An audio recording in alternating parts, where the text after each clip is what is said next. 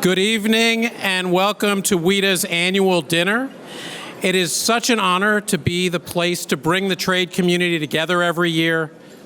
Our theme tonight, if you haven't figured it out, is a celebration of America's trade relationship with Australia and New Zealand and their global leadership on trade. And we're also celebrating the kickoff of the Women's World Cup in their countries a few hours after the bar closes tonight.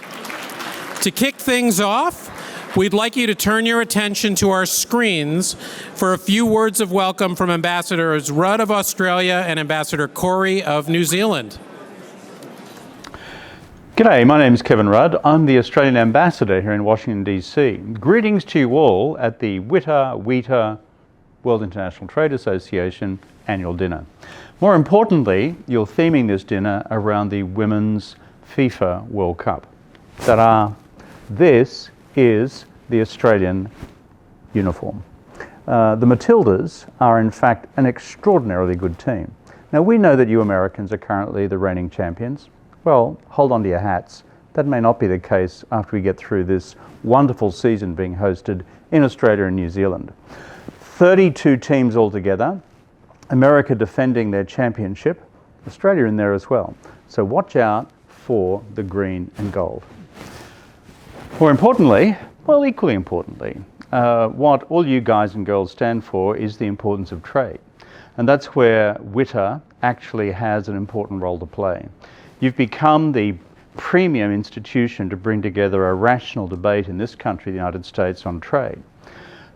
I, as a former Prime Minister of Australia, a Labor Prime Minister of Australia, has always been one who has placed a premium on the importance of free trade. In fact, when we were in office, we supported free trade agreements with Korea, with Japan, with India, and most recently, the government has concluded an agreement with the United Kingdom as well. In other words, we see free trade, together with our free trade agreement with the United States, as delivering great advantages for all of our economies. It boosts growth.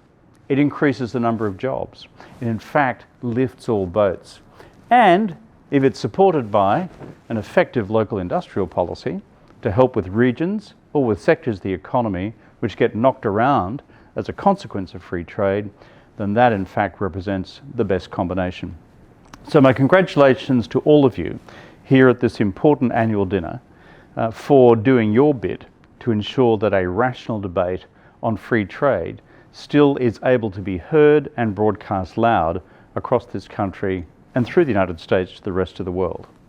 So have a great evening, but remember, World Cup just around the corner. Watch out for the Matildas. Kia ora koutou. Greetings to all of you at the WITA annual dinner. My name is Bede Corry and I'm the New Zealand Ambassador here in Washington, D.C. I'm really sorry I can't be with you in person tonight due to travel out of town. The Embassy always really welcomes the opportunity to collaborate with WITA and to support the great work that you do. Tonight's dinner, I know, is themed around the FIFA Women's World Cup, an event we are incredibly honoured to be hosting alongside our great mates, the Aussies. Whether it's at home, school, the workplace, in government, or on the sports field, New Zealand is committed to gender equality.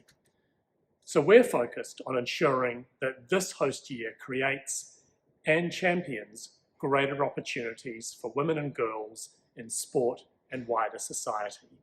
That matters to us in trade as well as in sport. Our Trade for All agenda helps us deliver the benefits of trade to all Kiwis in all regions of New Zealand, including women, Māori, and people in small and medium enterprises. So we were delighted to see our free trade agreement with the European Union signed just last week, which was the second FTA to be started and concluded under Trade for All. As a result, it includes chapters dedicated to trade and gender and supporting women's economic empowerment. We firmly believe that trade is a powerful lever to lift living standards across society, and that conversely, protectionism does the opposite, especially for those who are vulnerable. The trade relationship between New Zealand and the United States demonstrates how both consumers and communities can benefit from trade. And the more open the market, the bigger the benefit, especially between two high standards economies like ours. Our exports to the US are increasingly broad and sophisticated, with about half by value in goods and half in services, from horticultural products like the great Kiwi wine you'll be drinking tonight, through to providing rocket launch services.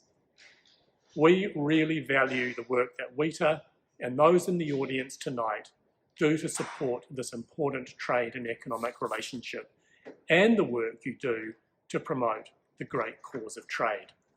We're incredibly excited to host the United States and New Zealand for the FIFA Women's World Cup.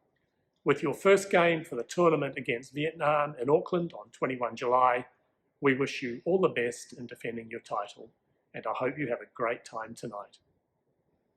Thanks very much.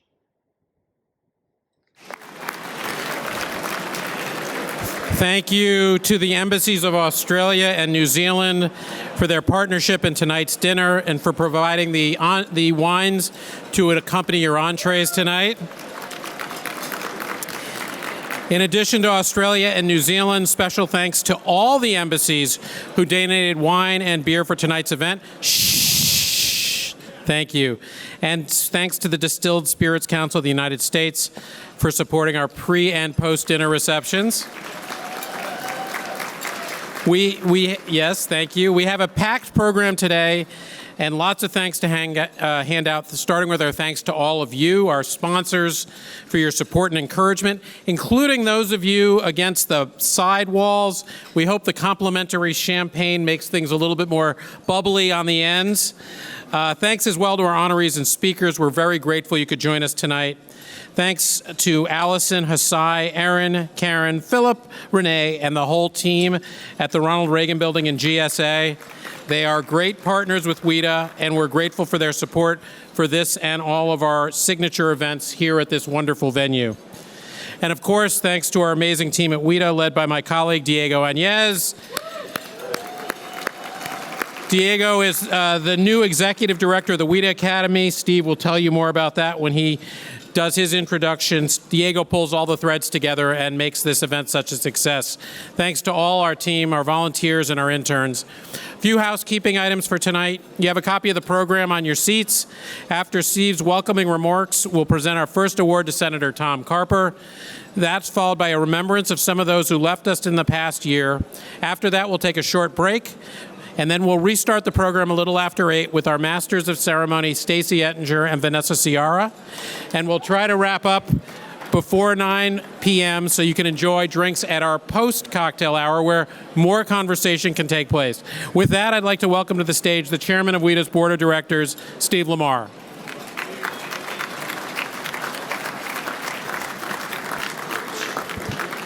Thanks, Ken. So this past year marked an important pivot for WITA.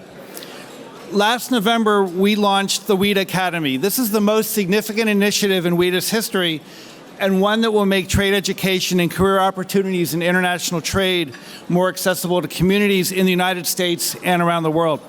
Through the WITA Academy, we are reaching out to universities across the United States to introduce students to opportunities for careers in international trade, including the inauguration of a very special relationship with student ambassadors at Howard University.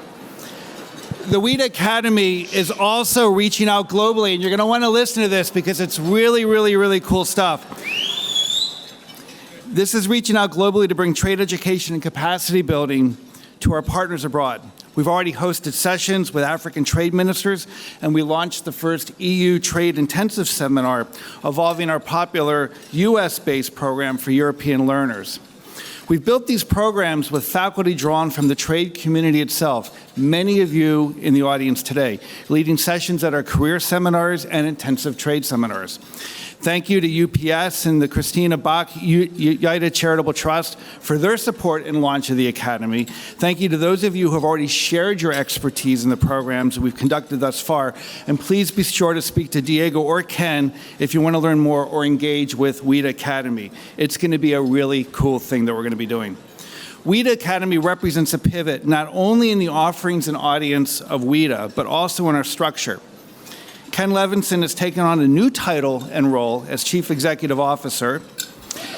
Diego Añez, already wearing the hat of Managing Director of WITA, has now assumed the role of Executive Director of WITA Academy. Ken mentioned that before. So thank you, Ken and Diego, for all you do to make this organization so strong. But this month, we also brought on our third staffer, Maya Ghazi. The first time in WITA's history we've had a staff this big. Welcome, Maya, our new WITA program associate. Together, Maya, Diego, and Ken, with the support of all of you, will be raising the bar. And that bar, as you know, is pretty high. This year, in addition to the accomplishments mentioned above, we hosted nearly 4,000 attendees at our in-person and online events, and our membership is now approaching 5,000. Congratulations to this evening's honorees, Senator Tom Carper, Congressman Adrian Smith, and WTO Deputy Director-General Angela Ellard. And thanks to all of our MCs and our speakers and our introducers. Special thanks, of course, to Ted Ostel, the WITF Foundation President and our dinner chair, Sarah Thorn, Bill Lane, Stephanie Lester, Selena Jackson, Ken Levinson, and Diego Añez, tonight's dinner committee, as well as the entire WITA and WITF board. So thank you to all of you. Thanks also tonight to tonight's volunteer team who checked you in tonight, and in particular the WITA interns and fellows. And please be sure to show your support for these very fine individuals when I'm done mentioning them and the schools where they've been studying. Thomas Nielsen, the WITA Fellow from the graduate of the University of South Alabama and George Washington University, my alma mater. Matthew Den, Brigham Young University. Maya Grandison, Georgetown University. Nolan Johnson, the University of Nebraska and Lincoln. And Dylan Schick, Indiana University. So please join me in thanking all of them.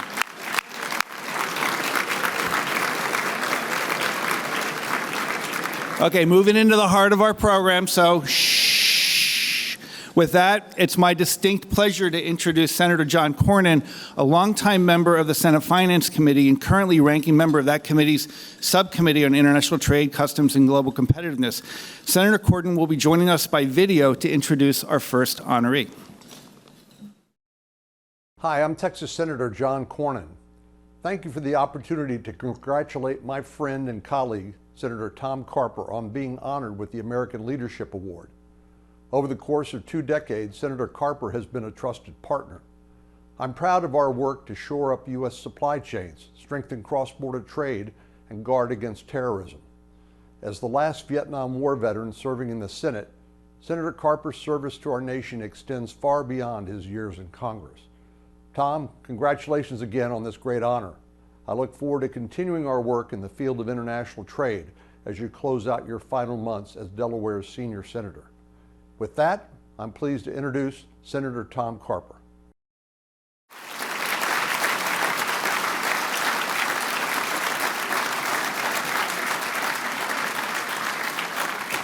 And it's great to be able to present this award to a fellow Delaware. Wait, can we play the first part of that? I couldn't hear it. Could you, I want to hear they say, he doesn't deserve that kind of introduction. I don't deserve that kind of introduction. I love John Cornyn, though. Don't tell him I said that. Let's get a picture and then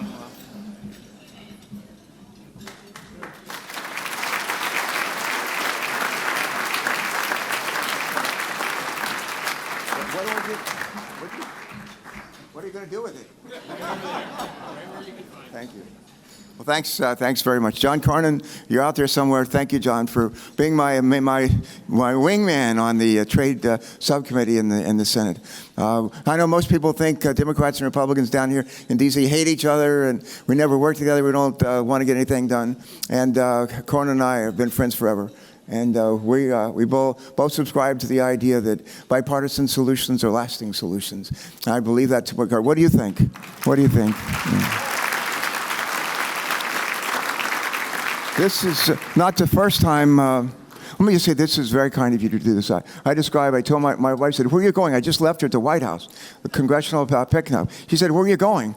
And I said, I'm going to receive an honor. And she said, you're going to leave the White House? You're not going to stay here with the president? I said, no, I got to go get this honor. And she said, who's introducing you? I said, well, maybe Cornyn. And she said, he's here. And anyway, I'm here now. And she's wondering when I'm coming back. But I'm in trouble. I want to tell you, I've been married 37 years. I've never been in more trouble with my wife than right now. But we'll get through it. We'll get through it.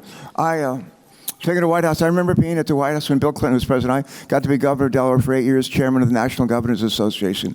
And I'll never forget being in one of the NGA dinners hosted by the then President Bill Clinton. And there were two of us who were governors at the time. We were thinking of running for the U.S. Senate in the year 2000. And I remember asking, we had all governors in one of the rooms. I was the East Room in one of those rooms. And the president was there, the vice president. And we went around, everybody was like hollow square tables, and we went around the perimeter of the tables, and everybody got to ask a question of the president. His cabinet were there, and came to me. I was sitting right next to him, and I said to him, Governor so-and-so, and I think it was Mel Carney and I are going to probably run for the Senate. And one of the questions that the labor organization, we're Democrats, one of the questions the labor organization is going to be interested in is trade. And what do we feel about trade? And I said, well, our friends in the labor union say free trade agreements aren't good because then other countries will be able to sell their goods and services into our country without impediment, and we'll be blocked from getting into their countries. And I'll never forget what Bill Clinton said. He said, they got it just backwards. It's just the opposite. The reason why we do free trade agreements is because we want to have access to other countries and to their markets, and they already have access to ours. So we don't lose. It's just a game. So whatever. Does that make sense to you? Yeah. Well, it makes sense to me. I once asked Bill Clinton. He came and spoke at a Democratic Senate retreat at the Library of Congress, and we had lunch. He spoke at lunch, and he spoke right before we had lunch. And we went after he spoke. He killed it. He just crushed it. He was so good. And we're going through the food line, and he's right next to me. And I said, Mr. President, I've heard you speak 100 times or more. You always kill it. You crush it. I said, what's your secret? And he said, here's my secret. He said, I tell stories. That's what he said. I tell stories, and he said I tell a series of stories that kind of relate and actually explain a bigger concept. He said I use self-deprecating humor, and that's what I do. And he says it's working so far, and I find that's true as well. I got to be governor of Delaware. I'd been a naval flight officer. Do we have any veterans here? Do we have any veterans? If you're a veteran, stand up and take our. If you're a veteran, I don't care, man, woman, Army, Navy, Air Force, Marine, stand up. Come on, let's hear it. Let's hear it.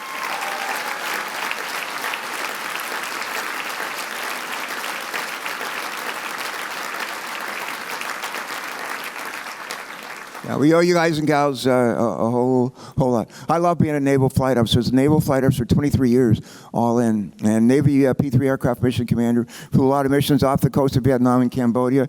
Right in the middle of the Vietnam War, I was lucky to come back to the States. And later on as governor, asked by George Herbert Walker Bush, to join and lead trade mission of Congressman into Vietnam to try to normalize relations and find out what happened to hundreds of MIAs that never came home. And I did that. And I ended up working with John McCain after that, and John Kerry to normalize relations between the U.S. and Vietnam. And Vietnam, believe it or not, today American ships call on Vietnamese ports. American aircraft are landing in airports in Vietnam. We have millions of Vietnamese who are now American citizens and some of the best citizens that we have. We're the number 10 trading partner with Vietnam. And the reason why I mention all that to you is I'm a big believer in adversity lies opportunity. Big believer in adversity lies opportunity. I also believe the big role of government is to provide a nurturing environment for job creation and job preservation. The 8 years I was governor of Delaware, more jobs were created in the 8-year period in the history of the state of Delaware. And I did not create one of them. But we worked really hard to create a nurturing environment for job creation and job preservation. A workforce that met the needs of our employers. Public safety, clean air, clean water, an education system that provided not just people who could have MAs and bachelor's, associates, and all that, but people who could actually do work like be an electrician, or be a carpenter, or being somebody who can do good work in technology or cybersecurity. And another thing that's always key for us, Delaware's a little state, 1 million people, 100 miles north to south, and we have a vibrant economy. We're #1 in terms of chickens. There's 300 chickens for every person who lives in Delaware. 300. Eat chicken. I don't care what's on the menu. Eat chicken. And where our other major economy is we have a lot of banks, but we also have the best beaches in the country. And we have more 5-star beaches in Delaware than any state in the country. Shh. Shh. Shh. Knock it off.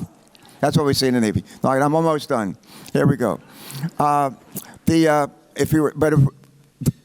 have a port in Delaware. We export a bunch of bananas. If you ate a banana this morning for breakfast, it came out of the port of Wilmington. And most of what we buy and sell in this country, most of what we sell, we don't sell it in America. We sell a lot to Canada. We sell a lot to Mexico as well. But most of what we sell around the world. And we are always trying to get into other folks' markets, and we expect them to want to get in our markets as well. That's a key component in having a nurturing environment and a vibrant economy. I'll just close with this. Adrian Smith. Is Adrian here? Adrian, are you here? Adrian, congratulations. I know you're going to get to speak after me. Adrian, how you doing, buddy? I'll close with Adrian and I were fortunate enough to lead a CODEL down to Central America about a year ago, and went to a number of countries and trying to help improve our relationships and improve our ability to trade and to sell down there. I'll close with this thought. The last the guy that I probably respect more than anybody else in the history of the country is Thomas Jefferson. Thomas Jefferson used to say, the American people know the truth, or they won't make a mistake. And we're going through a period of time, and people don't know the truth. They don't know what to believe. One of the things that is the truth is the fact that in the last, I think, 2 years, some 12 million jobs have been created. 12 million people have jobs that didn't have them before. We have something like last Friday, we got a jobs report from the Labor Department. What did they report? They reported that there were 12 million job openings around the country. And there were about 5 million people that are actually looking for jobs. The rate of inflation has dropped 14 months in a row. Real incomes are actually up in our country. And most people don't know that stuff. But it's true, and I would say that as a Democrat or a Republican, we need to keep that in mind. And I said that to the president, I think we're on a roll in this country. We need to keep it up, and as Democrats and Republicans, we need to find ways to work together to get that done. I work with Adrian, I work with John Cornyn, and among the things that we agree on is the need to be able to sell everything we build and make in this country, create, manufacture, or invent. We ought to be able to sell it around the world. If we do that and allow them to sell their stuff to us, we'll be better off, and they will be as well. Let me close with this quick story. When I was about to step down as governor, we had a great 8 years. I mean, a great 8 years. And there was a wonderful event to honor me as governor. My wife, Martha, First Lady. And I'll never forget the guy who was introducing me to receive this recognition as outgoing governor. He really got carried away. And he said, and now, ladies and gentlemen, I present to you a very, very, very, very great man. And Governor Tom Carper. I went up and I accepted the applause. The standing ovation was really very nice and all. And I spoke, and they were well received. And later on, we're in the car going home, and with my wife and me, just the two of us.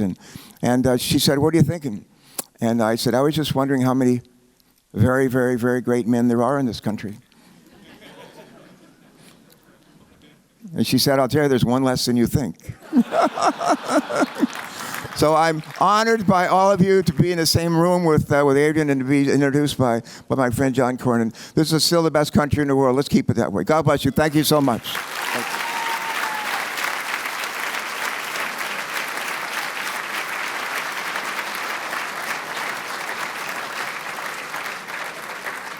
Delaware has more five-star beaches than any state in America. We have no sales tax.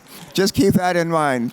And come and see us. We have the best state, newest national park, and the best state parks in America. Come to Delaware. Thank you. And eat chicken. Eat chicken.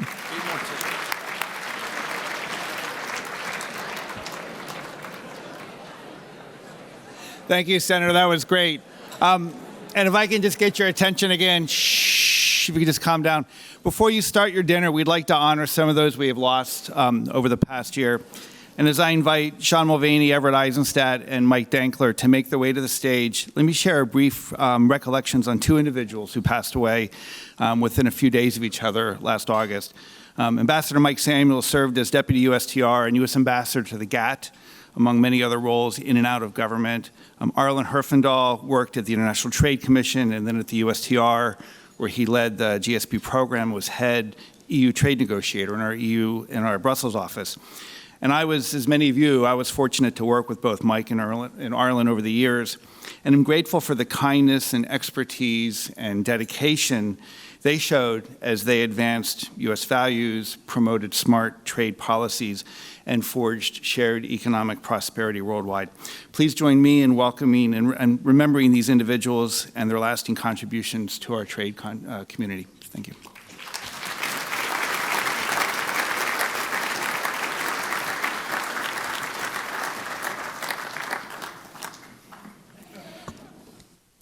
Good evening.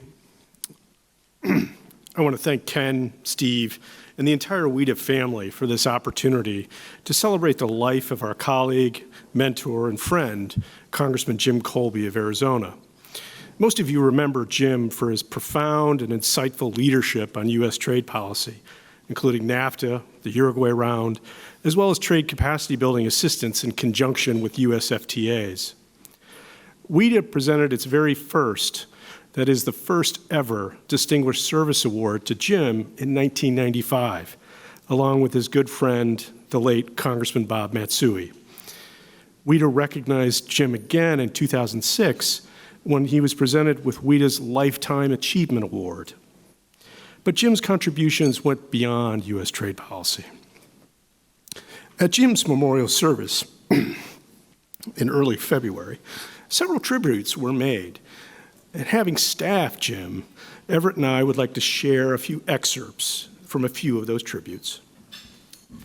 Thank you, Sean, and thank you, Ken, for this opportunity to honor Jim. At Jim's memorial service, former President Bill Clinton shared, and I quote, "During his 30 years in office, Jim embraced bipartisanship and recognized the importance of working across the aisle to get things done. The fact that he was reelected to Congress 10 times is a testament to his integrity and principled leadership." And Bono from U2 said, as a policymaker, his constant commitment to educating his congressional colleagues on the importance of U.S. engagement and leadership and support for legislation which embodied those principles was unsurpassed. Many of you know former USTR Deputy Secretary of State and World Bank President Bob Zoellick. He said, and I quote, "Jim's greatest legacy will always be his friendships all around the world. We are richer for knowing him, working with him, and his great capacity for friendship." Former President George W. Bush said Jim promoted the importance of American leadership on a global stage and played a key role in passage and funding of PEPFAR, which has now saved more than 25 million lives. Sean and I both had the great pleasure of not only working for Jim, and also the peril, but the pleasure as well. But his mentorship meant so much to us. We remember him as a passionate supporter of economic freedom, free trade, and a true believer that an inclusive, rules-based system could advance stability and prosperity, not just for his Arizona constituents, but for the United States and the world at large. We, like the WITA community, are grateful for his leadership, fellowship, mentorship, and commitment to principle. Rest in peace, dear friend. Thank you.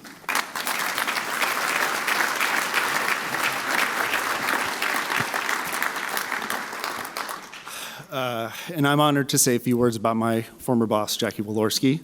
I could say so much about Jackie, but lucky for you all, I was given 1 minute, and so I'm going to stick to it.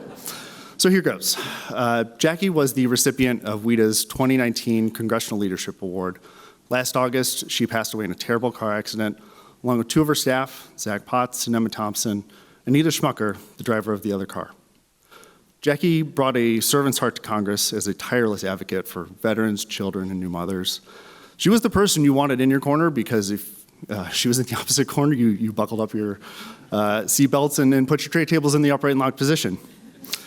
Trade was not a fight she was looking for. It was a fight that found her, and that's in part because she was, as members would attest, the RV lady. Jackie took on perhaps some of the less sexy fights, but was so active on steel and aluminum exclusions, China exclusions, GSP, USMCA, and many of our other favorite trade acronyms. It's impossible not to feel a void losing a person like Jackie and a personality like Jackie, but her legacy of bipartisanship, enthusiasm, authenticity, humility, and good old-fashioned Hoosier common sense are, in my estimation, enough to keep a candle burning in the hearts and minds of many of us for years to come. And this is Trade Prom. Dinner's about to come out.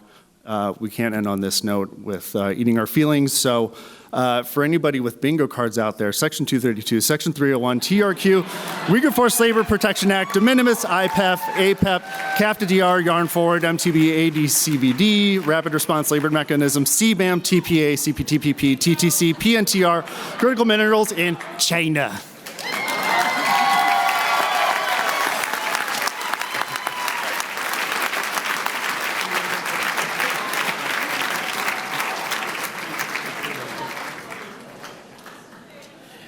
With that, I would say, everybody, please enjoy your dinners, and we will be back with you in about 20 minutes for the rest of our program.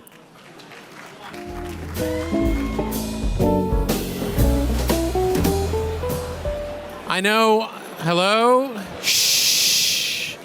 I know I lost track of time and have been enjoying my dinner. I hope all of you are as well. Time for us to restart our dinner program. With that, I'd like to introduce to the stage Stacey Ettinger and Vanessa Ciara, our co-MCs for the evening.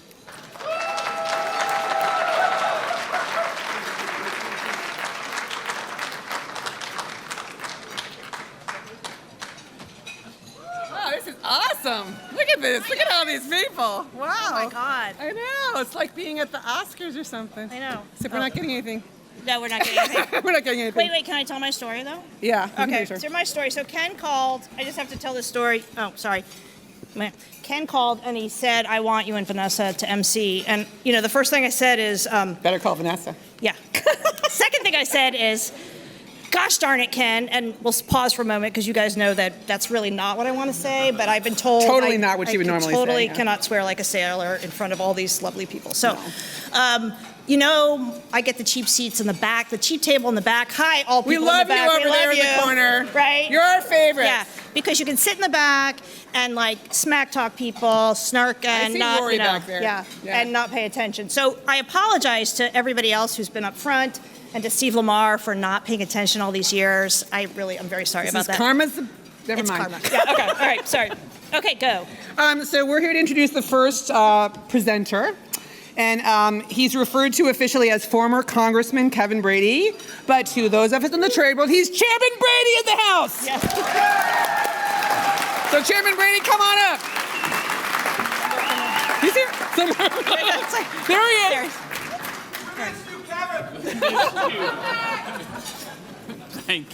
Thanks, you guys. Okay. First, thank you, Stacey and Vanessa, for that really extensive and kind introduction. Really, man, don't bust it out when you do that. So how many hours did it take to do that? And thanks, too, for sharing with me the winning word for this year's Trade Bingo. Zeroing. If you got it, it's zeroing on the car.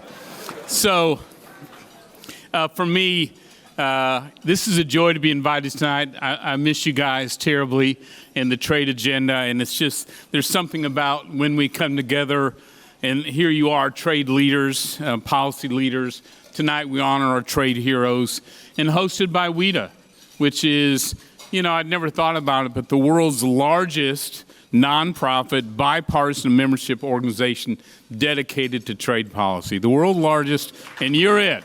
Yeah, it's really amazing. We've all worked on a lot of trade policy issues, including free trade agreements. So I've always thought it's no accident that WITA was created a mere year before the launch of our very first free trade agreement with Israel. And throughout all those years, you've been a facilitator, an educator, a sounding board. You've played such a key role in the trade policy debates since America really began our modern expansion of economic freedom. So to Ken Levinson and your team, thank you for your leadership. To Steve Lamar, and the board, thank you for creating such an iconic and invaluable organization. So tonight, we honor trade champions like Senator Carper, who apparently is working for the Chamber of Commerce of Delaware. And on behalf of Texas, if I could get 20 minutes, that'd be very, very helpful. And honoring Angela Ellard.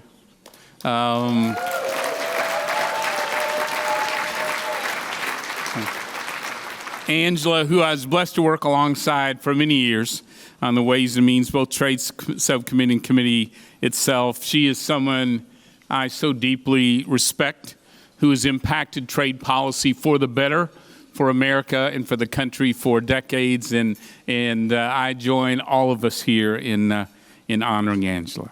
I'm also thrilled we're remembering some of our most passionate trade champions as well. Our late and dear friend Jackie Walorski, who's missed terribly and always remembered with a smile, if you noticed. Yeah. On your behalf in 2019, I had the honor of presenting her WITA's Congressional Leadership Award, and as you look back, the timing could not have been better for that award. And also Jim Kolbe, who, as you know, was really a great assigner of tasks. I went to the House floor one time and came back as the new chairman of the Friends of New Zealand caucus. Thank you, Jim. Thank you, Jim. Yeah. So it is a privilege now, though, to present the Congressional Leadership Award to a colleague, a friend, and someone who has led and helped shape America's trade policies literally from the very first day he stepped on the Ways and Means Committee. Adrian Smith, this Gehring High School bulldog and Nebraska cornhusker, understands that it's not enough to buy American. We need to sell American throughout the world, to every corner of the globe, opening new markets, finding new customers for Americans. So for more than a decade, Adrian has worked across the aisle in Congress to urge U.S. administrations, Republican and Democrats, to lead on expanding America's economic freedom to trade, to work with us in Congress who hold the constitutional power of trade to negotiate strong trade agreements. Adrian played a key leadership role in securing the historic passage of a modernized U.S. trade agreement with Mexico and Canada. He has long urged and continues to urge greater American leadership in Asia Pacific, in Europe, in South America, with the UK, Taiwan, and with Japan, where he chairs the bipartisan U.S.-Japan caucus. And he's very clear, by American leadership, he means comprehensive, high-standard, enforceable free trade agreements consulted and ratified by Congress.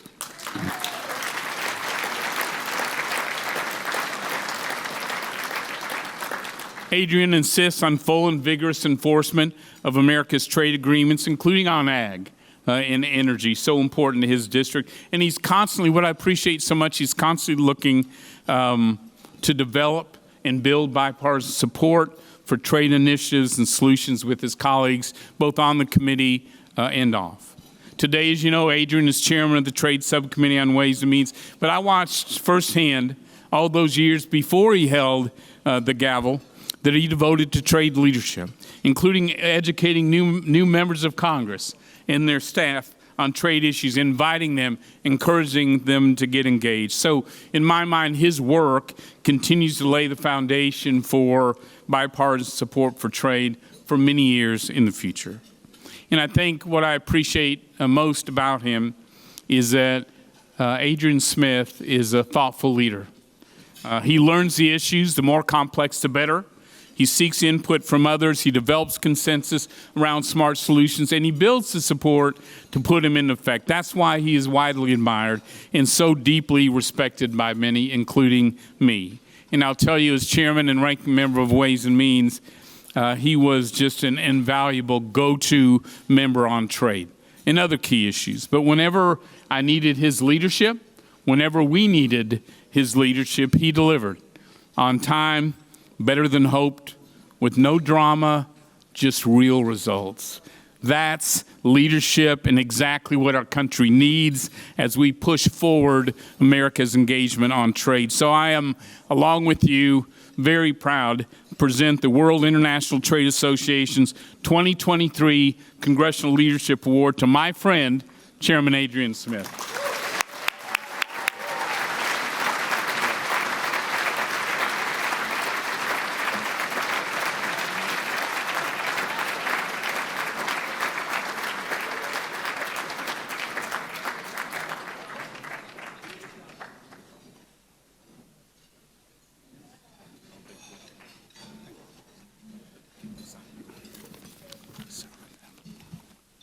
Well, good evening. Thank you.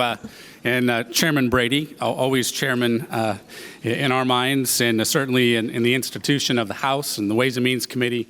Thank you for your leadership, your diligence, your very intentional efforts over the many years. Yes, we do miss you, but more than that, thank you for your friendship and tutoring along the way. I have to say that. I'm grateful to be here. Thank you for being champions of freedom and opportunity. We stand here at a time where for trade, it's some question marks remain in many ways, but I'm glad that we can be here to work together toward a more freedom and opportunity.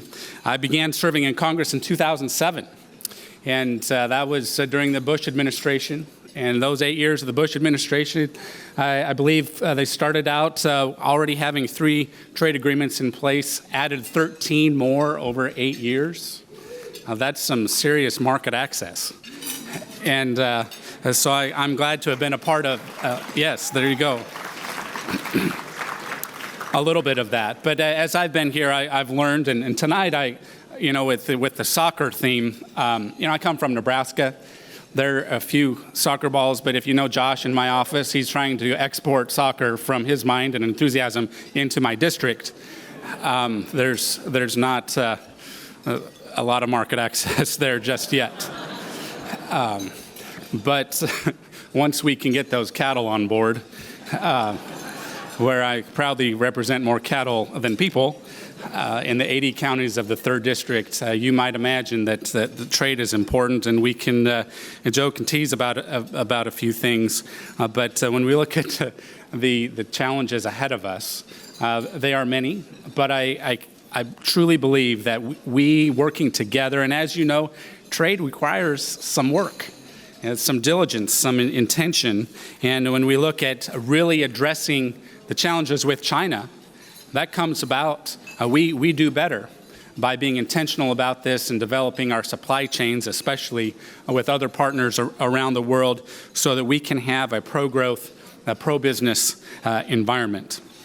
And, as we sort through, whether it's GSP, MTB, AGOA, others, it is just absolutely important that we get this right and that we can ultimately set the pace. Keeping the pace. The administration said the other day that they're looking to keep pace with other countries.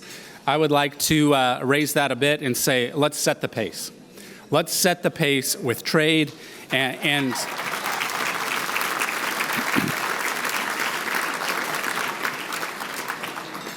be very diligent in moving forward. My fear is that if we're not moving forward on trade, there's no such thing as marking time. We're actually losing ground. And so as we see other countries around the world develop their relationships, their partnerships, their agreements, we're losing out by not engaging along the way. So in the coming months, I do want to say that I plan to propose legislation so that we can empower U.S. workers and support job creators and get our country back in the business of trade. I know we have this uphill battle, but it's past time to deliver results. I'm glad to say that Nebraska is headquarters to a great company called Gallup. Jim Clifton, who heads up Gallup, he said government doesn't create jobs. Actually, employers don't even create jobs. Customers create jobs, and that's why I am here. As we seek customers for the businesses across our country, and that consumers ultimately, as customers, can win because we all do much better. Thank you very much. I'm honored and look forward to working with you. Thank you.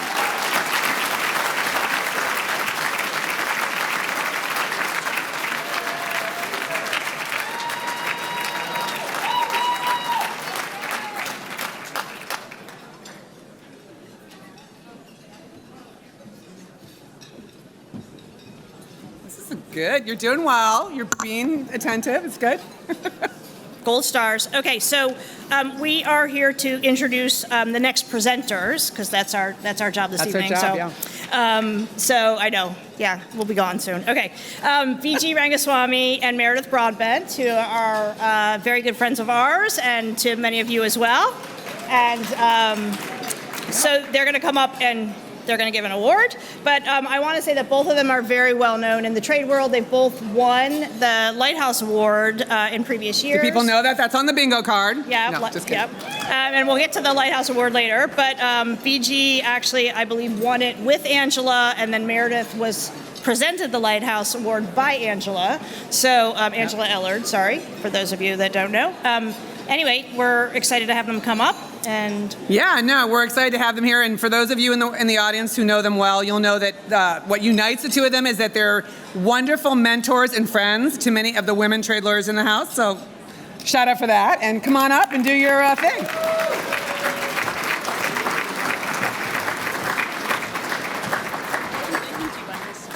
All right.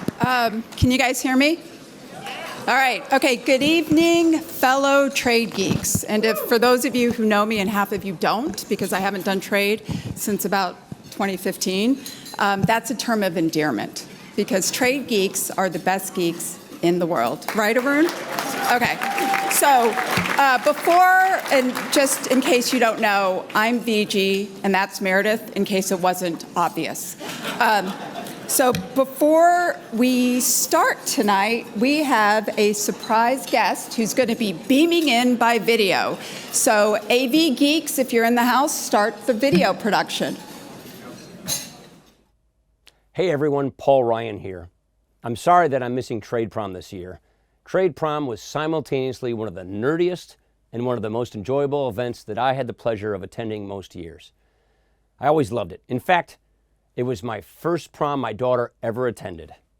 But don't tell the tax wonks I said this. Trade Prom was always much, much cooler than tax prom. So I'm confident you're all going to have an amazing night.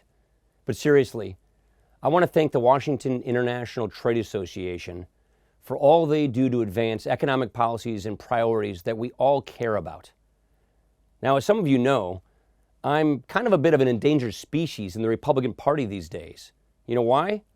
Because I still believe in free and fair trade. I believe that trade and trade agreements are good for our national security and good for our economic security. I don't have to convince any of you, but I believe our economy is better off when we are doing business with other countries, and when we are doing so with clearly established rules of the road. I believe so fervently in the benefits associated with trade that passing Trade Promotion Authority was one of the main priorities I muscled through the House during my very short time leading the House Ways and Means Committee. Passing TPA and making the case for the Trans-Pacific Partnership was very tough. It was a slog convincing members of Congress that formalizing agreements within the Pacific region was the right thing to do. Very tough politics. And I was only successful because I had an amazing staff helping me make the case. And leading that staff at the Trade Subcommittee was Angela Ellard. Now, if you've ever been to Capitol Hill, you can't fully appreciate what a force Angela Ellard is when it comes to trade policy. For 26 years, Angela served as the majority and minority chief trade counsel at the committee. 5 chairmen she served with. This means if a trade bill passed the House at any point in the 21st century, you can be certain that Angela's imprint was on it. Angela has been such a passionate advocate on Capitol Hill for expanding trade in new markets and regions that she's known throughout the world. She has literally assisted the United States develop trade agreements and partnerships in almost every single region of the world. Angela has been so impactful because she knows the issues inside and out. She educated members on how to make the case for free and fair trade. She explained the history of trade relations with other countries, told them what potential pitfalls existed when it came to specific countries and industries, and she was always an honest broker. Angela has been so successful for so long because she is true to her word. That's gold on Capitol Hill. She's a person of character and integrity. Both Democratic and Republican administrations came to quickly understand this, which is why Angela notched trade wins under almost every recent administration. And now, Angela has gone global. Since 2021, Angela has served as the WTO Deputy Director General. She has taken the skills honed in Congress and is now using them to advance trade policies at a global level. For a trade wonk, working at the WTO must be like Captain Ahab finally getting his white whale. But from my perspective, when you've assisted an entire generation of members of Congress pass countless trade bills, the only place left to go is Geneva. It has been no surprise to see Angela succeed in this role, and we all should be grateful that America has someone like Angela Ellard representing us on the international stage. I can say with confidence that Angela is one of the sharpest minds on trade policy our country has had. She understands the profound impact that trade can have on people across the world. She is a nonstop evangelist for good trade policy, and she has an amazing career full of accomplishments that demonstrate her effectiveness. It is why I am thrilled that the WITA is recognizing her extraordinary achievements tonight. Angela is so deserving of this honor, and I am so glad that her peers in the trade community appreciate her contributions as much as I and all my former colleagues do. So please join me in congratulating the 2023 WITA Award winner, Angela Ellard.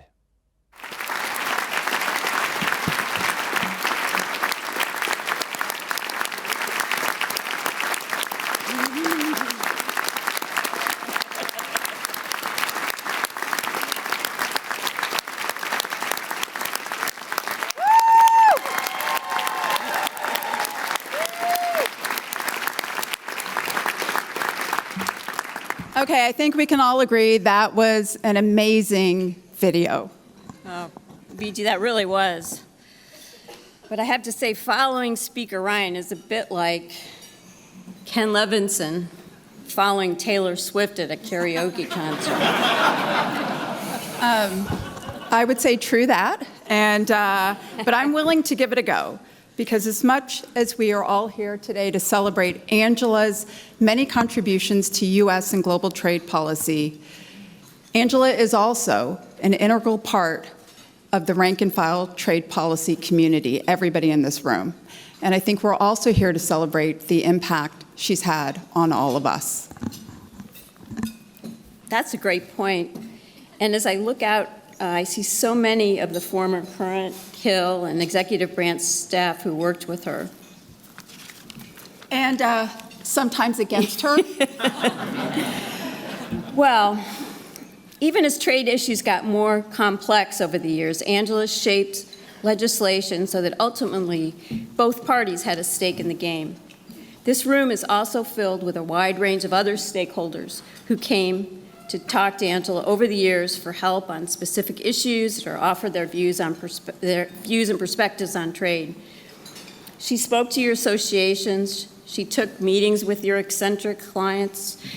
She talked up She talked to your senior management and secured members of Congress to headline your think tank events.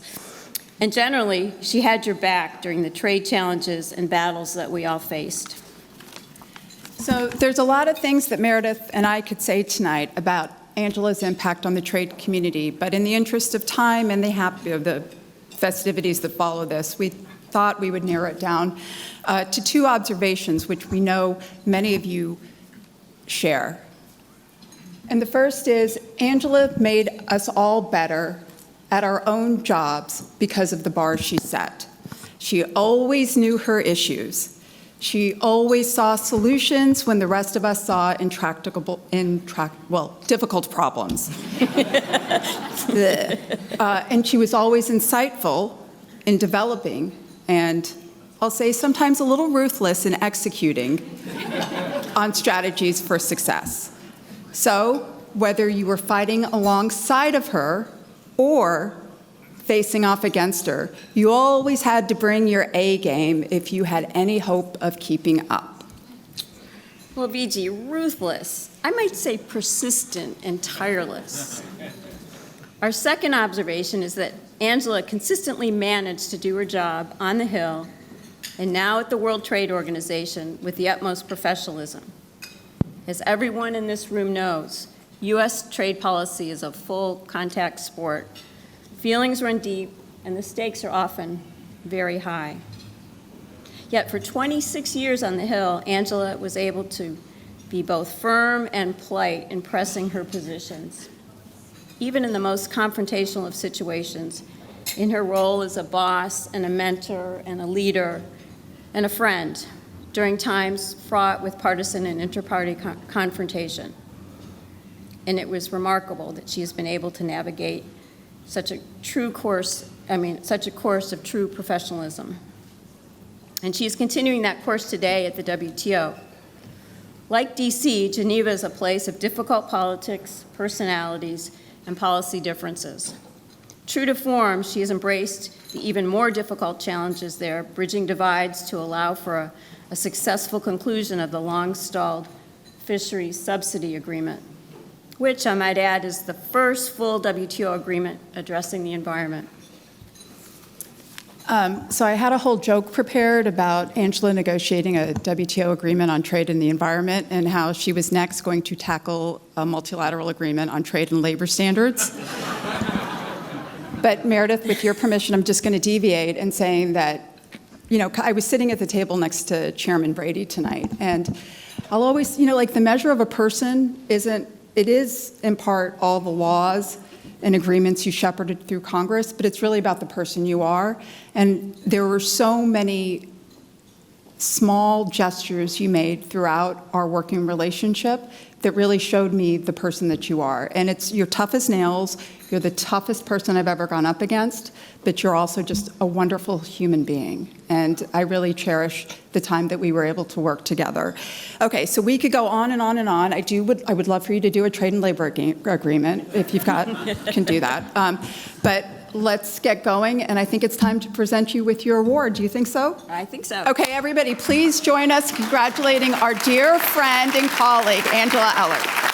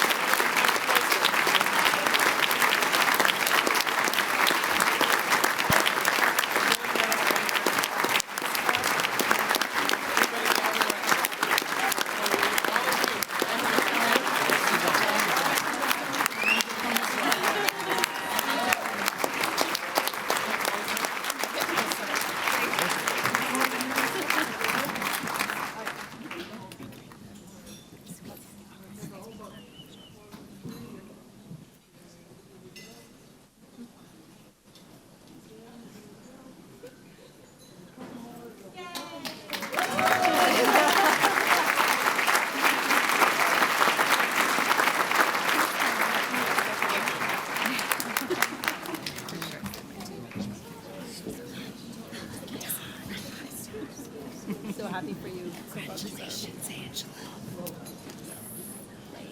Nice to see you. Wonderful to see you.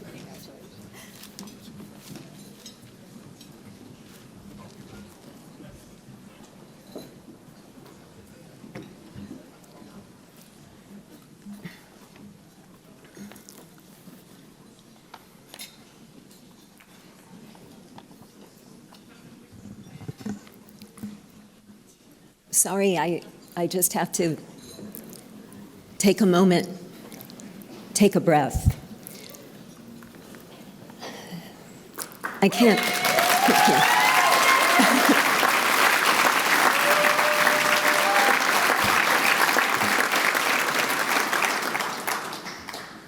I have to say just how profoundly moving it is to be recognized by my peers, by my colleagues, people I've worked with, members, staff, administration officials, and now at the WTO.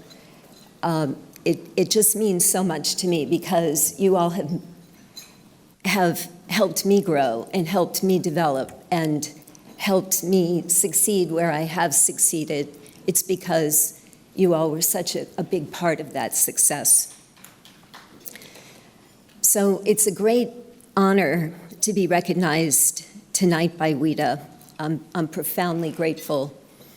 And the surprise of Speaker Ryan saying those kind words is really overwhelming. I'll get my voice back in a minute. But I do have to thank WITA, which plays such a tremendous role facilitating dialogue, putting facts out, completely unsurpassed, and has, I think, led to many solutions that have been implemented throughout the history of trade policy in the last years that WITA has been so active. And thanks, of course, to Ken, and to Steve for being such leaders for WITA, and Bruce Wilson, who way back at the beginning, those of you remember Bruce, who was so active as well. So it took me a long time to decide what to say tonight. I've written this speech for so many honorees, the words flowing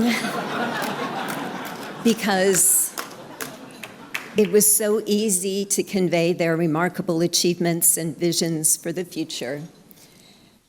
They thanked me politely and proceeded to use their own words. And I'm about ready to rip up my own speech and use my own words. But it's much harder to speak from the heart. I've been lucky in my career to have been given so many chances. Then I had to work hard to live up to promises I made about what I could do. First, Chairman Archer took a chance on a trade litigator who had seen trade from many different sides. My subsequent chairman and ranking members took a chance on me too. Bill Thomas, Phil Crane, Clay Shaw, Jim McCrary, Dave Camp, Dave Reichert, and of course, Paul Ryan, and of course, Kevin Brady. They all kept retiring on me. Tried not to take that personally. I left before Chairman Adrian Smith, honored tonight, took charge at the Trade Subcommittee. But he taught me so much about trade and agriculture, which was not something that came naturally to me. It was more of an industrial girl. So thank you for that. And I know that trade is in good hands with him at the helm. Of course, Jim Kolbe, a trade legend and such a kind man. Jackie Walorski, so fierce yet charming. We were talking about her work with RVs in her district. All have been mentors and friends with different styles and tremendous skills, but sharing a love of trade and a quest to make life better for Americans. It was my privilege to serve as their chief trade counsel for so long. I'm particularly glad to be here tonight with Chairman Brady, who taught me about listening to and respecting others, not just those with power, but those without. That was a valuable lesson. I don't listen well. And he was good-natured when I, a Yankees fan, ribbed him whenever his beloved Astros lost or cheated.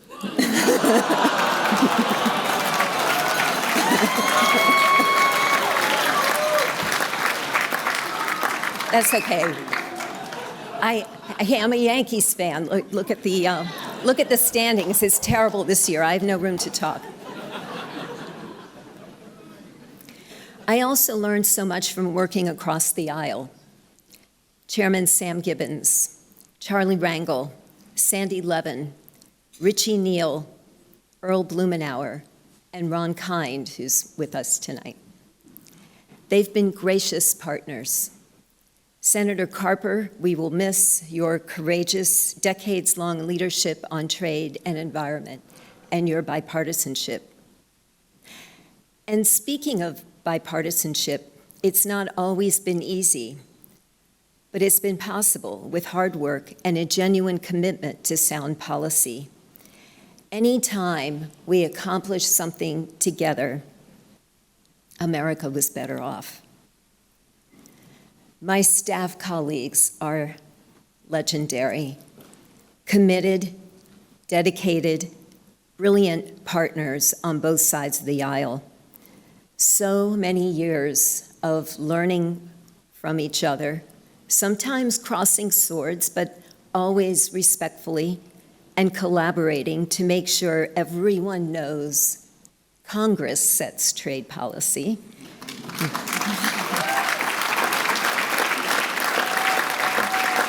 It's in the Constitution. It's not an opinion. It's in the Constitution, no matter which party. And I was going to ask all of my House colleagues, Senate colleagues over the years, Democrats and Republicans, to stand, but they beat me to the punch in coming up here before. And I do want to thank them. They made coming in to work every day such a pleasure as the quiet but essential soldiers behind the scenes, and a lot of fun to travel with and to commiserate with. I remember when Viji, in particular, very pregnant with her twins, passionately fought to improve trade adjustment assistance. I couldn't say it then, but she was quite convincing.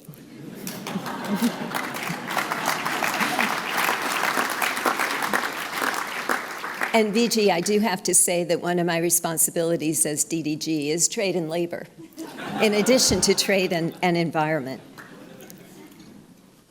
What a joy it was to share the Lighthouse Award with you some 10 years ago. Meredith, to whom I presented, where is Meredith? To whom I presented the Lighthouse Award a few years ago, embodies quiet strength and intellectual fortitude in her roles on the Hill, the administration, the ITC, and the thinking world. Catherine Tai, who leapt to dizzying heights, is still the same Catherine, genuine and caring, and a fierce advocate for Americans. Now I've moved on to another world where lunch is unforgivably late at 1 o'clock. English is spelled funny, and my keyboard conspires against me. There is no air conditioning, but my commute is a gorgeous lakeside walk. Those of you who've been to Geneva know that area, and my office looks out onto the lake, which really gives quite a lot of opportunity for thinking good thoughts. But while I'm not an American official and instead an international civil servant and diplomat of all things, some things are the same. When I started, the ambassadors gave me a friendly warning. Watch out, the WTO is a member-driven organization. The Secretariat is not in charge. But I come from Congress. I know from member-driven. Helping our Director General, the fearless, inspiring, and brilliant Ngozi Okonjo-Iweala, helping her lead the WTO Secretariat is all about helping 164 members of every size and level of development in their quest to do what's right for their people. WTO decision-making is by consensus. Everyone has to agree on everything, or at least agree not to disagree, with no voting, no majority rule. It's hard to do even simple things. But decision-making by consensus, although hard, is durable. Yes, some may not follow the rules, but there is a general sense of buy-in and multilateralism. And consensus, it's hard to say this in Washington, but it can be done. Early last year, even our supporters declared us on life support. But a year ago, WTO members came together at a time of war, pandemic, economic crisis, food security emergency, and climate crisis to deliver the Geneva package at MC12. I'm most proud of the Fisheries Subsidies Agreement, our first binding multilateral agreement in years, reached by consensus.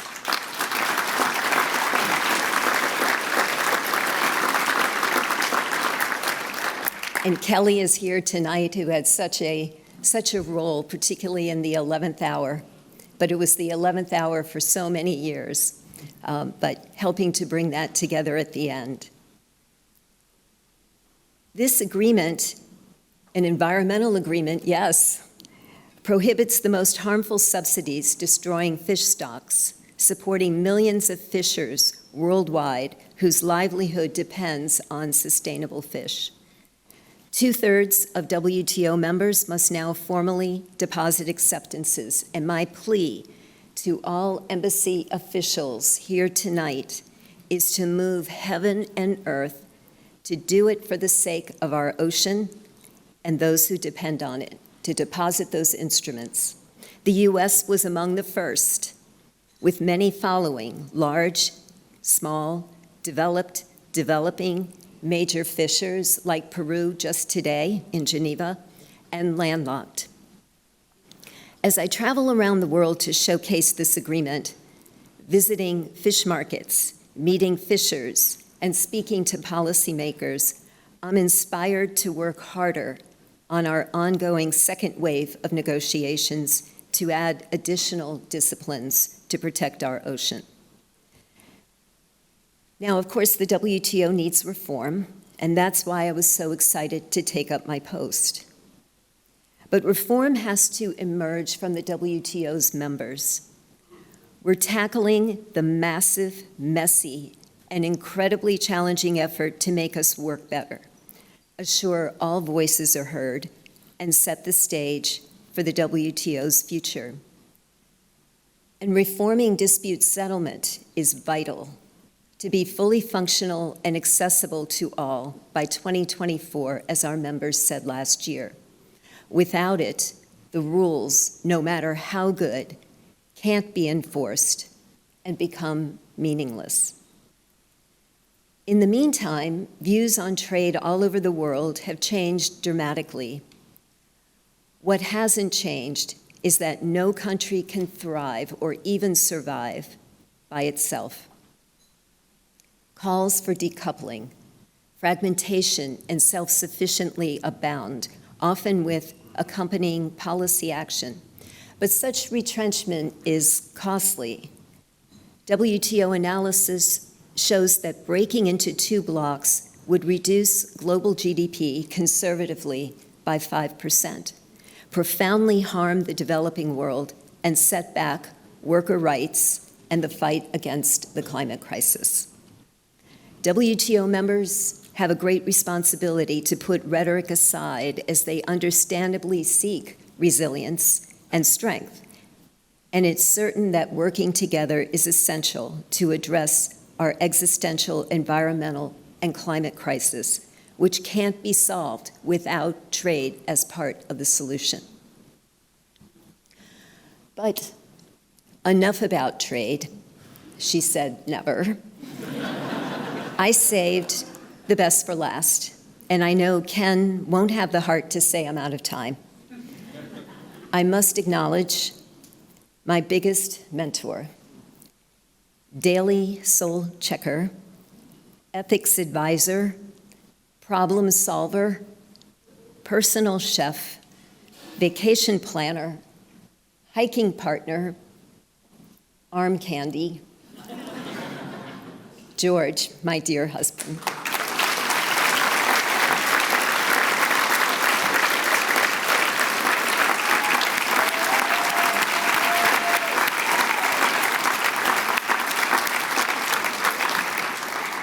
Two years ago, George picked up and moved with me with 5 weeks' notice to Geneva.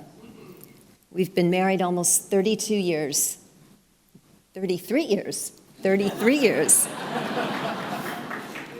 He is everything to me.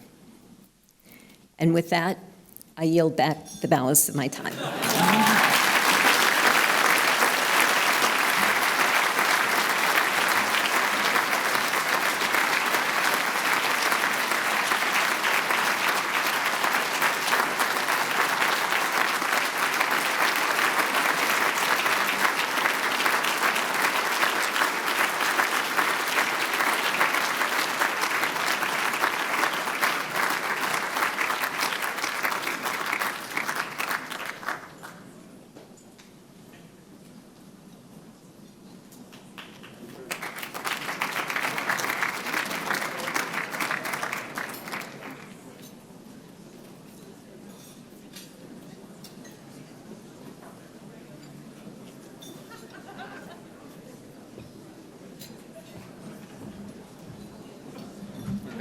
Oh, right, yeah. Okay. All right, so We're getting there. We're getting close. Yeah. This is the exciting part. This is. But I want to More say, exciting. before we do that, I want to say one thing about Angela, because I'm sure other people in the room have had this experience. I met Angela when I was a young lawyer at USTR, and I went up to the Hill, and my first thought was, holy crap, Batman. I am completely intimidated and terrified. And my second thought was, I want to be her. Right? So, Same. true story. Okay, so Bill Lane and Sarah Thorn are going to come up and present the Lighthouse Award. And for those of you that have not... the two people in the room who don't know what the Lighthouse Award is. Yeah, Get ready. right? There's a few of you that don't know, so it's a surprise, right? So... we don't know. We don't know who it is, and Could be anyone. anyway, it's very exciting, and so I'm going to turn it over to them, and we'll figure out who it is this evening. It's all good.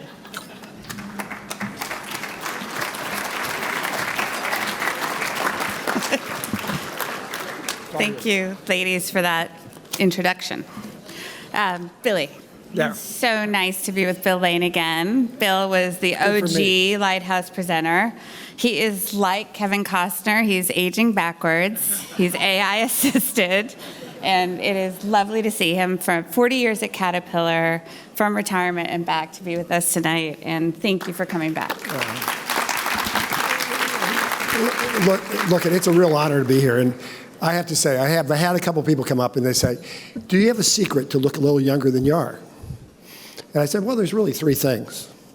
First of all, don't smoke. And I think by now everybody sort of gets that. Secondly, don't gain too much weight. And as I look around, a couple of you have gotten it. And then the third one is probably the most important. Get a really good tube. Now, Paul Ryan and I both have a really great guy to work with. And in fact, we don't just have one, we have many.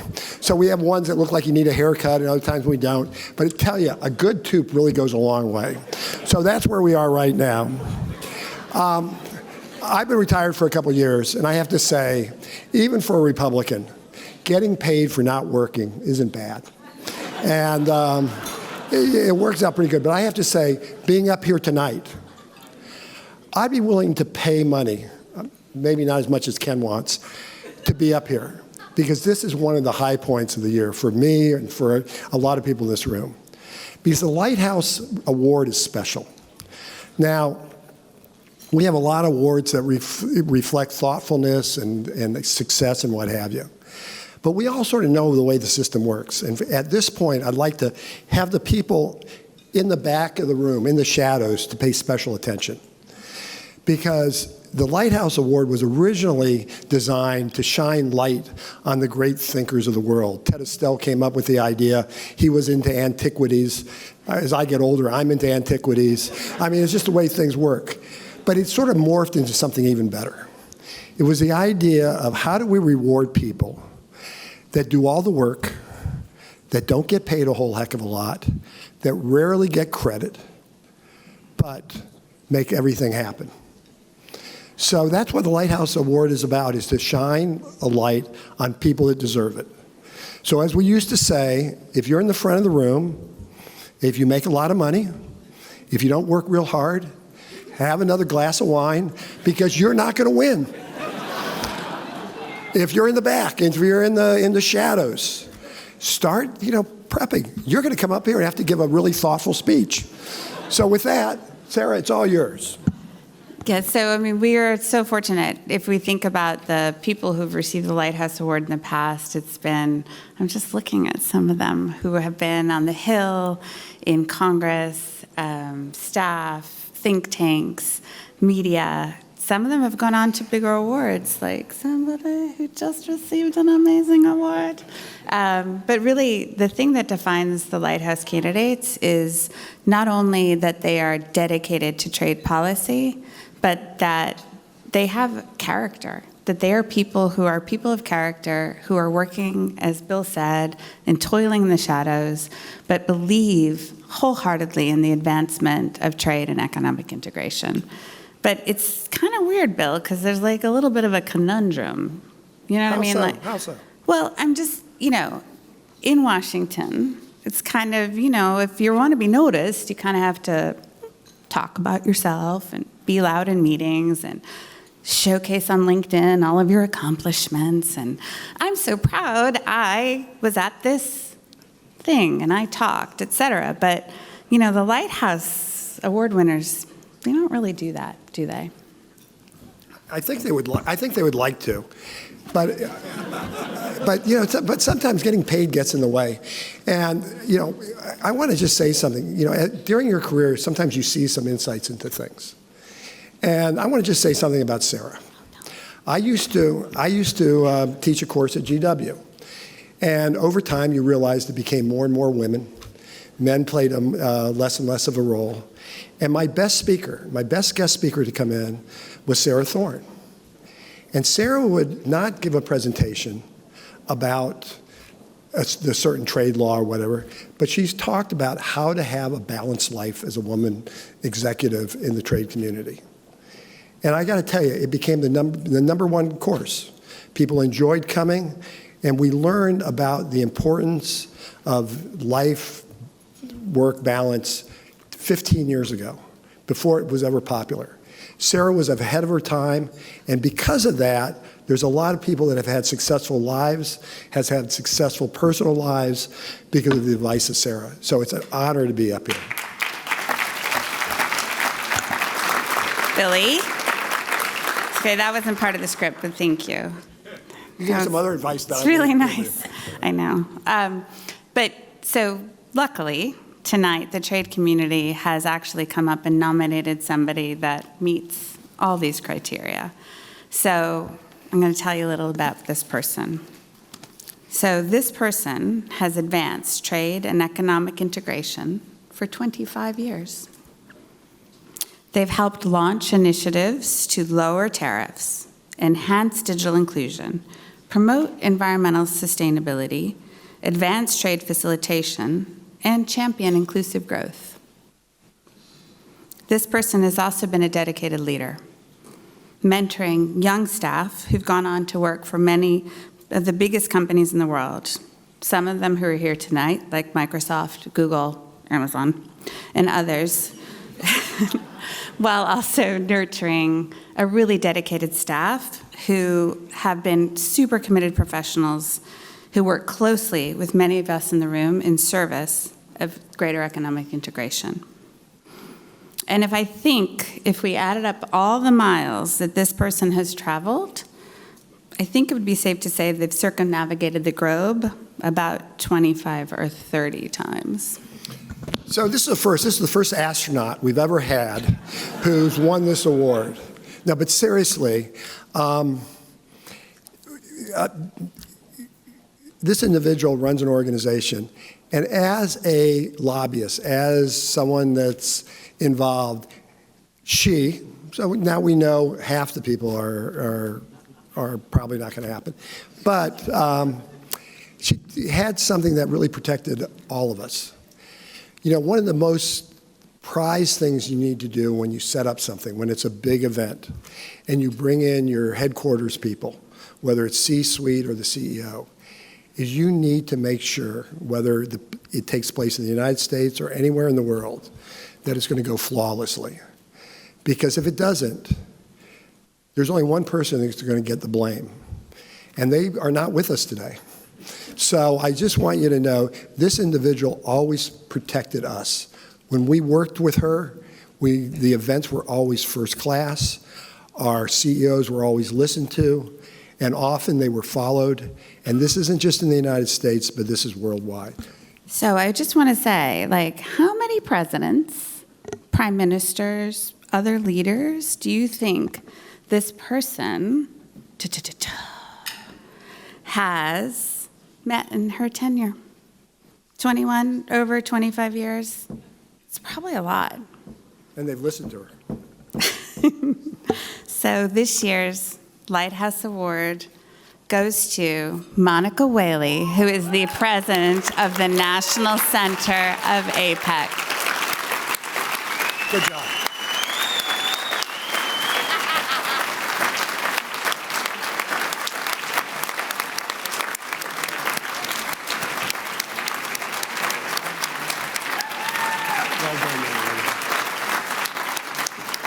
Come on, Monica. Baby. I'm so embarrassed. Get over here. I have to go over here? Okay. It's over here. Oh, you. Okay.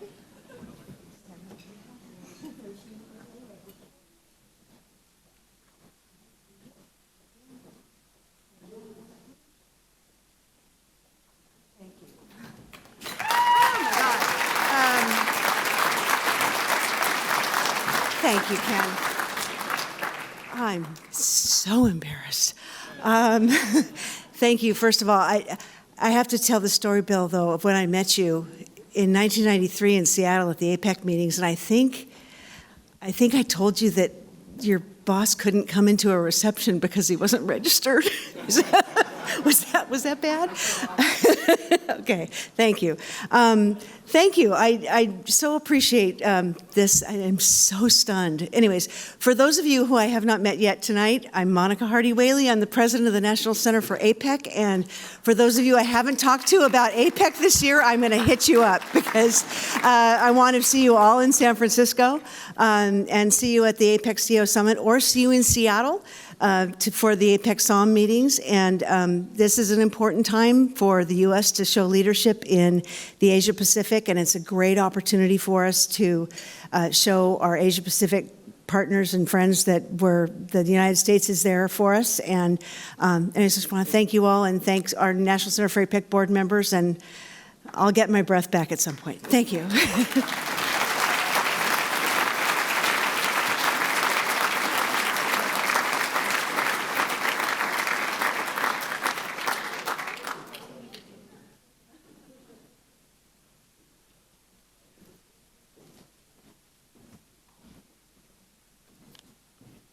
Okay, this is brings us to the end of we have instructions. Very fabulous evening. Yeah. Congratulations to the Lighthouse Award winner, of course. We want to invite you to take the centerpieces home with you if you would like. Don't forget your gift bags on the way out. We're supposed to remind guests to drive home safely. Unless you're staying for the after party. Right. But you still have to drive home safely just after later. the after party. After the after party. Okay. You have a choice when you drive Right. home. So it's not over yet. The after party in back of the atrium, desserts, more alcohol, you know. And you guys were great. I don't think they've ever been this quiet. I know. It's a little disappointing, people in the back of the room. What happened to you? Like, you're my people. I need more snark. I need more, you know, come on. All right. All right, thank you guys.